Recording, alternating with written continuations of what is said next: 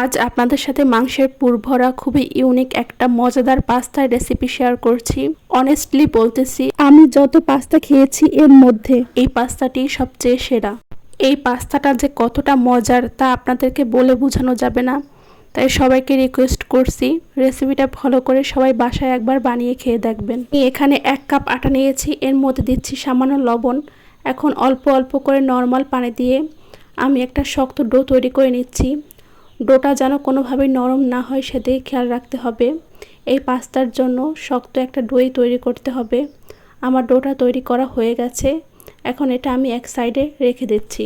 এরপর আমি 1 পিস মুরগির বুকের মাংস নিয়েছি। মাংসটা আমি ভালোভাবে পরিষ্কার করে ধুয়ে নিয়েছি। এখন ছুরি দিয়ে স্লাইস করে টুকরো টুকরো করে কেটে নিয়েছি। মাংসটা একেবারে কিমা করে নিতে হবে।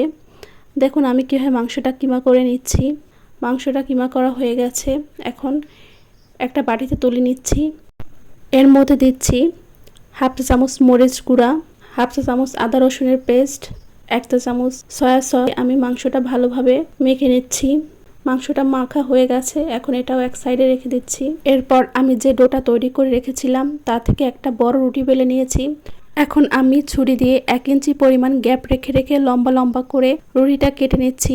এখন মাছ বরাবরও আমি সেমভাবে 1 ইঞ্চি গ্যাপ রেখে রেখে কেটে নিচ্ছি। খেয়াল রাখতে হবে রুটির টুকরোগুলো যেন স্কোয়ার শেপের হয়। এখন আমি প্রত্যেকটা টুকরোর মধ্যে অল্প অল্প করে সেই মাংসের পুর দিয়ে দিচ্ছি। খুবই সামান্য পরিমাণ পুর দিতে হবে। বেশি পরিমাণ পুর দিলে কিন্তু পাশ থেকে বের হয়ে যাবে। এখন আমি পাস্তাগুলো তৈরি করে নিচ্ছি। একটা পুর ভরা রুটির টুকরো নিয়ে আমি কোনাকুনি ভাঁজ দিয়ে নিচ্ছি। এরপরে যে 2টা কোনা তৈরি হলো সেই কোনা 2টা আবার আমি একসাথে জুড়ে দিচ্ছি। আসলে এটা বলে বোঝানো সম্ভব না, আপনাদেরকে দেখেই বুঝে নিতে হবে যে আমি কিভাবে পাস্তাগুলো তৈরি করে নিচ্ছি। এভাবে আমি সবগুলো পাস্তা তৈরি করে নিয়েছি।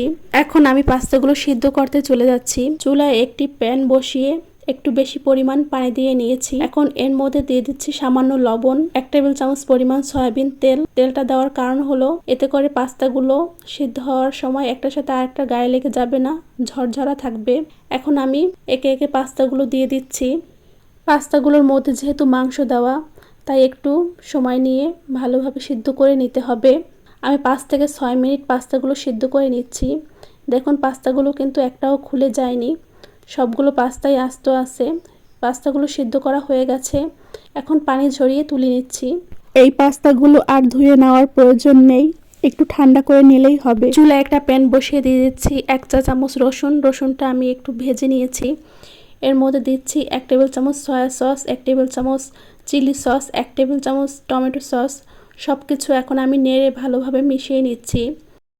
এ পর্যায়ে এখন আমি পাস্তাগুলো দিয়ে দিচ্ছি। পাস্তাগুলো সসের মিশ্রণের মধ্যে 1 থেকে 2 মিনিট নেড়ে নিলেই হয়ে যাবে। এই পাস্তাটা খেতে কিন্তু অসম্ভব মজাদার। এর টেস্টটা খুবই ইউনিক। পাস্তাগুলো নামানোর আগে আমি উপর থেকে একটু চিলি ফ্লেক্স দিয়ে দিচ্ছি। এটা কিন্তু বাসায় মেহমান আসলে তাদেরকে বানিয়ে দিয়ে মেহমানদের অবাক করে দেওয়ার মতো একটা রেসিপি। রেসিপিটা ভালো লাগলে কমেন্টস করে জানাবেন। পেজটি ফলো দিয়ে পাশে থাকবেন। সবাই ভালো থাকবেন, সুস্থ থাকবেন। আল্লাহ হাফেজ।